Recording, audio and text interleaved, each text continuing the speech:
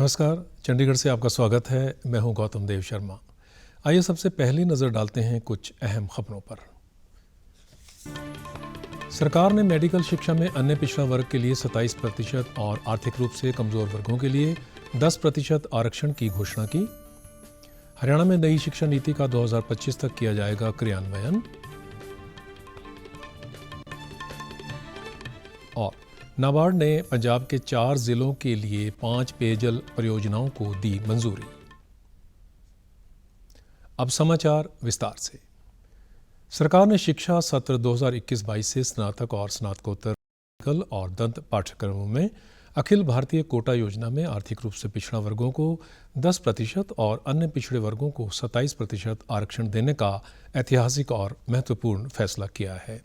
इस फैसले से आर्थिक रूप से पिछड़े वर्गों के लगभग 550 विद्यार्थी MBBS में और लगभग 1000 विद्यार्थी स्नातकोत्तर पाठ्यक्रम में दाखिला ले सकेंगे।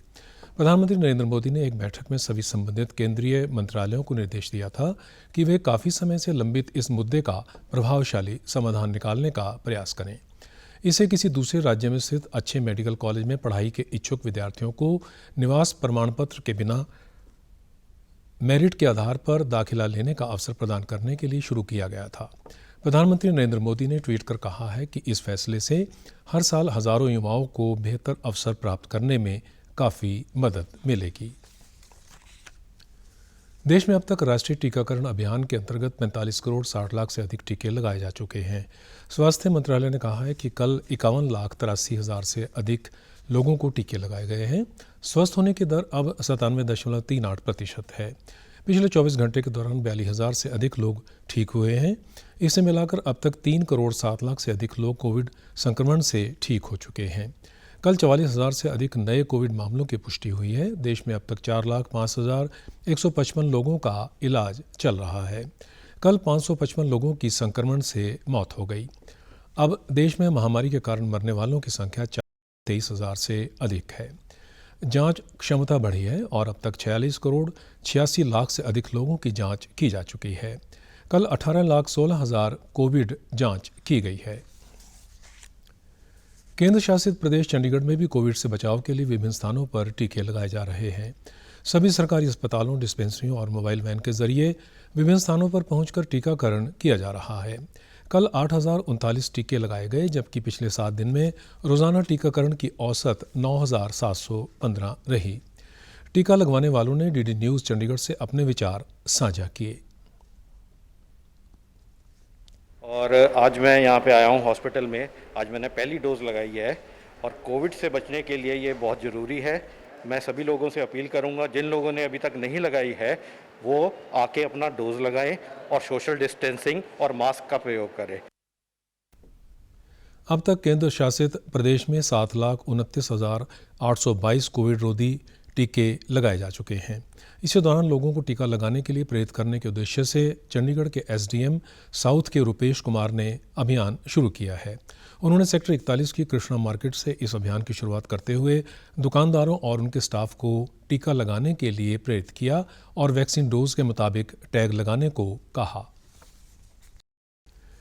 केंद्रीय मंत्रिमंडल ने जमा बीमा और क्रेडिट गारंटी निगम विधेयक 2034 को स्वीकृति दे दी है। केंद्रीय मंत्री अनुराग ठाकुर ने कहा है कि इस विधेयक के अंतर्गत बचत खातों, सावधि जमा, चालू खातों व आमर्ती जमा खातों में सभी बैंक जमा राशियों के जिम्मे का प्रावधान है। मंत्रिमंडल ने जम्मू कश्मीर में केंद्रीय प्रशासनिक अधिकरण की पीठों के लिए 2 न्यायिक और 2 प्रशासनिक सदस्यों के सृजन का प्रस्ताव स्वीकार कर लिया है। मंत्रिमंडल ने सीमित देयता भागीदारी विधेयक को भी मंजूरी दे दी है।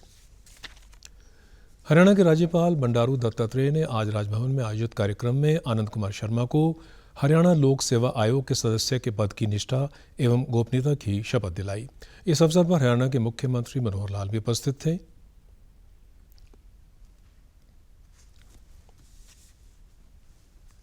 मैं आनंद कुमार शर्मा सत्यनिष्ठा से शपथ लेता हूं कि मैं भारत और विधि द्वारा स्थापित भारत के संविधान के प्रति निष्ठापूर्वक तथा सत्यनिष्ठा रखूंगा और मैं अपने पद के कर्तव्यों का ईमानदारी से पालन करूंगा।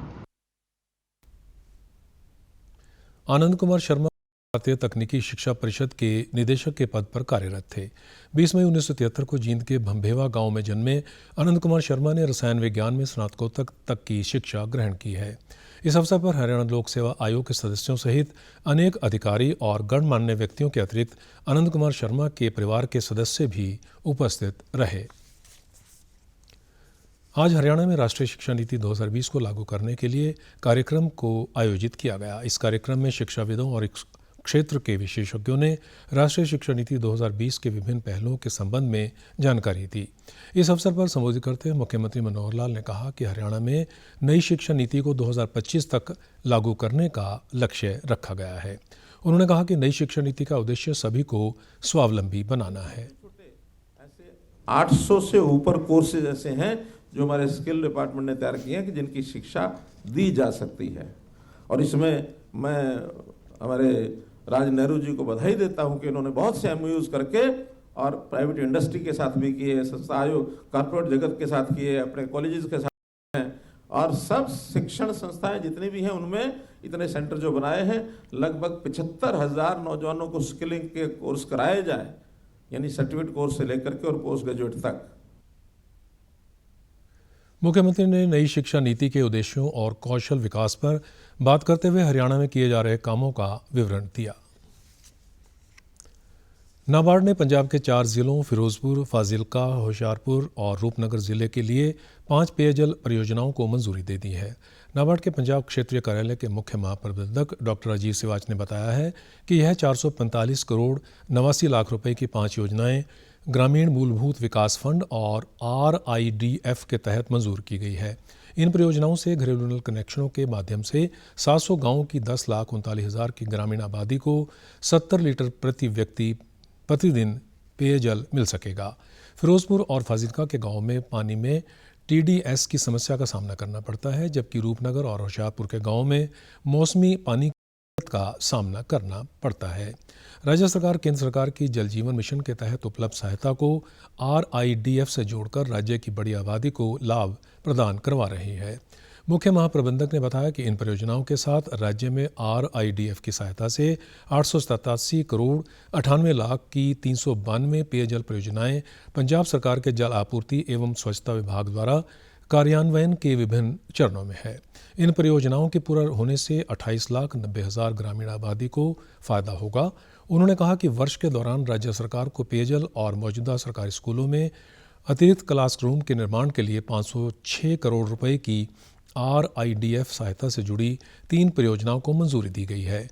डॉक्टर सिवाच ने यह भी बताया कि अब तक RIDF के तहत राज्य में कुल मिलाकर नाबार्ड ने 10,736 करोड़ 29 लाख रुपए की ग्रामीण आधारभूत संरचना के लिए परियोजनाओं को मंजूरी दी है और इनके लिए राज्य सरकार को 7,602.76 लाख रुपए संवितरित किए गए हैं। आज प्रेस इंफॉर्मेशन ब्यूरो और रीजनल आउटरीच ब्यूरो चंडीगढ़ द्वारा विमेन इन स्पोर्ट्स यानी खेलों में महिलाएं विषय पर एक वेबिनार करवाया गया, जिसमें स्पोर्ट्स अथॉरिटी ऑफ इंडिया के अधिकारियों, पंजाब, हरियाणा, चंडीगढ़ और हिमाचल प्रदेश के स्कूली बच्चों व खेल से जुड़े व्यक्तियों ने भाग लिया। वेबिनार के संबंध में प्रेस इंफॉर्मेशन ब्यूरो चंडीगढ़ की additional director general Devpreet Singh ने वेबिनार और खेलों में महिलाओं की भागीदारी के संबंध में बातचीत की। वेबिनार को संबोधित करते हुए भारतीय महिला क्रिकेट टीम की पूर्व कप्तान पद्मश्री अंजुम चोपड़ा ने खेलों के प्रति घर से बच्चों को प्रेरित करने पर बल दिया। हर खिलाड़ी को एक समय के बाद पता चल जाता है कि उसको अपने लिए क्या चाहिए। अगर कोई ये सोचता है कि रोज एरिएटेड ड्रिंक पीने के बाद वो अच्छा प्रदर्शन कर सकता है तो कर ले, किसी ने नहीं मनाही की। लेकिन देखा यही जाता है या माना यही गया है सिस्टम के अंदर कि आप जो भी चीजें सही हैं, एक एथलीट का फिटनेस लेवल डेवलप करने के लिए, मेंटल बैलेंस डेवलप करने के लिए, उन चीजों के अंदर उस नाम के आगे टिक मार्क नहीं है।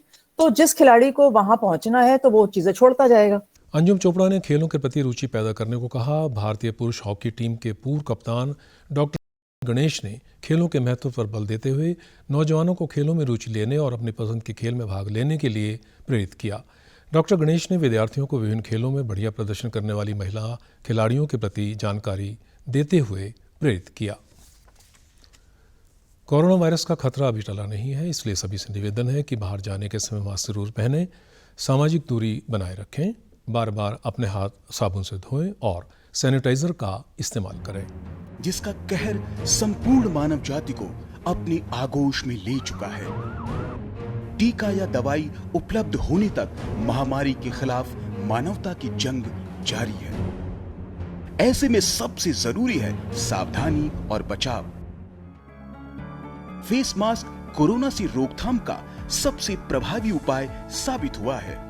विश्व स्वास्थ्य संगठन और विशेषज्ञों की शोध का भी यही निष्कर्ष है कि मास्क से और नाक को अच्छी तरह ढककर कोरोना संक्रमण को कम किया जा सकता है। कोरोना संक्रमण से बचाव के लिए मास्क पहनने के साथ ही जरूरी है मास्क को सही तरीके से पहनना। बहुत से लोग मास्क से नाक और मुंह को सही तरीके से नहीं ढकते हैं, जिससे संक्रमण का खतरा बना रहता है। बिना मास्क या फेस कवर के घर से बाहर निकलने की अभी कल्पना करना भी सही नहीं है। आप हमारे समाचार YouTube channel DD news Chandigarh, Facebook DD news Chandigarh और Twitter handle DD news CSD पर भी देख सकते हैं। इसी के साथ चंडीगढ़ से समाचारों का सिलसिला समाप्त होता है। अब मैं स्टूडियो से बाहर जा रहा हूं तो अपना मास्क पहन रहा हूं। आप भी जब भी घर से बाहर जाएं तो अपना मास्क अवश्य पहनें। नमस्कार।